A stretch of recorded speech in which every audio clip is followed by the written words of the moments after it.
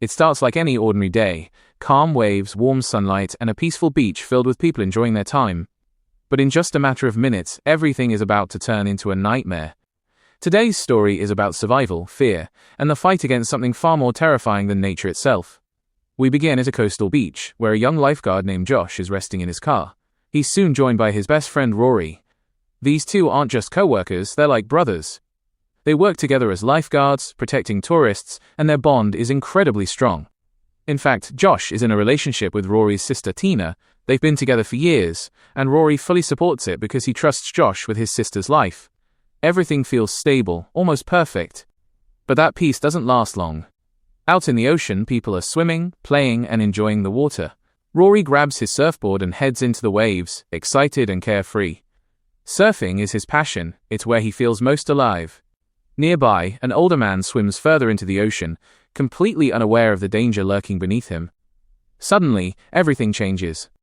A massive shark appears out of nowhere. Before anyone can react, it attacks the man and drags him underwater.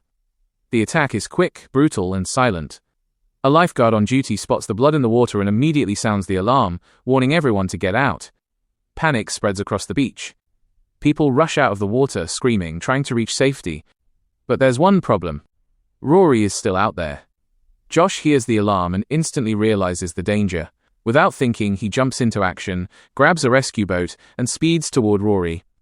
He shouts at him to stay still, to not make any noise.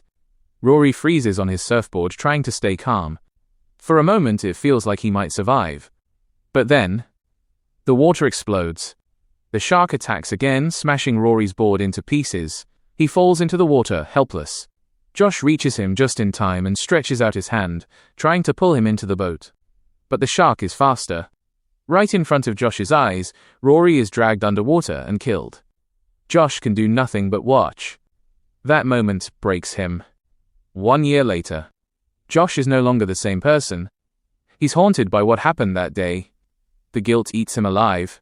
He blames himself for Rory's death, believing he should have been faster, stronger, better. He quits his lifeguard job and avoids the ocean completely. Now, he works a regular job at a shopping mall near the coast.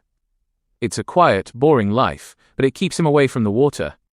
Tina, unable to cope with the pain and loss, has also moved on. She left Josh and went away to start a new life. Josh is alone. But fate isn't done with him yet.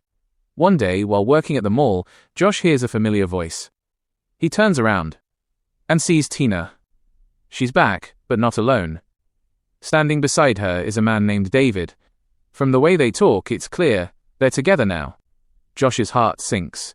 Before he can even process his emotions, the situation inside the mall becomes tense. A group of criminals, led by a man named Morgan, is preparing to rob the place. At the same time, a police officer named Tom arrives, along with his daughter Jamie, who has a rebellious past. Different people. Different lives. All about to be trapped in the same nightmare. Suddenly, the ground starts shaking. At first, it's subtle. Then it becomes violent. An earthquake hits. Lights flicker. People scream. The entire building trembles. And then, it happens. Out in the ocean, something massive is forming. A wall of water. A tsunami. Within seconds, it crashes into the city with unstoppable force. Buildings collapse like paper. Cars are swept away. Streets disappear underwater. The mall is hit directly. Water bursts through the entrances, smashing everything in its path. People are thrown, crushed, dragged away. The lower levels, especially the parking lot, are completely flooded. When the chaos finally settles, the survivors realize they are trapped. But the worst is yet to come. Because the tsunami didn't come alone. It brought something with it. Sharks. Large, aggressive, blood-hungry sharks are now swimming freely inside the flooded mall. The survivors quickly learn one terrifying rule. Stay out of the water and stay quiet. Even the smallest sound can attract them. At first, people don't believe it. Until the first attack happens. A man standing near the edge is suddenly pulled underwater. Blood spreads across the water. His screams echo, and then disappear. Now everyone understands. This is no longer just a disaster. It's a hunt. Josh steps up. Despite his trauma, his instincts as a lifeguard return. He begins guiding the group, telling them how to move, when to stay still, how to survive. Tina watches him, realizing he's still the same brave person she once loved. But survival won't be easy. The water level keeps rising. There's no signal, no communication, no rescue, and the sharks keep circling. At one point, a live electrical wire falls into the water. If it activates, everyone will be electrocuted instantly. Someone has to shut off the power. David volunteers. He puts on a makeshift suit and dives underwater. The others watch in silence as he disappears into the dark water. A shark swims nearby. Every second feels like eternity. He reaches the control panel and turns off the power. But on his way back, he runs out of oxygen. He struggles, tries to swim. But it's too late. David dies underwater. Tina breaks down completely. As time passes, fear starts turning people against each other. A violent man tries to sacrifice someone as bait for the shark. But Morgan, the criminal, stops him and kills him instead. Even in chaos, humanity still exists. Meanwhile, in the flooded parking lot, another group fights their own battle. Ryan and Juliet are trapped inside a submerged car. A shark circles them, waiting. They panic, trying to find a way out. In a desperate move, Ryan cuts his hand and releases blood into the water to distract the shark. It works. But survival comes at a cost. Not everyone makes it. Back with Josh's group, hope is fading. But Josh refuses to give up.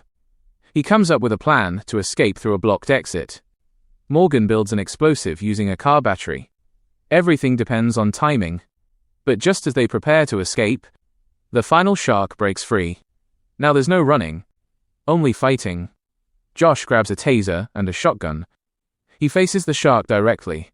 The others watch in fear as the massive creature charges at him. At the last second, Josh fires. The taser hits the shark, sending a powerful shock through its body. The shark thrashes violently. And then, it dies. At the same moment, Morgan detonates the explosion. The exit clears. The survivors run. They escape them all. Outside, the world is unrecognizable. The city is destroyed. Buildings are gone. Everything is flooded. But they're alive. And that's all that matters. Josh and Tina finally talk. They let go of the past. They forgive each other. They choose to move forward together. Jamie reconnects with her father. Morgan, the criminal, finds a chance at redemption. In the end, this isn't just a story about sharks or a tsunami. It's about facing fear, facing guilt, and finding the strength to survive when everything is lost.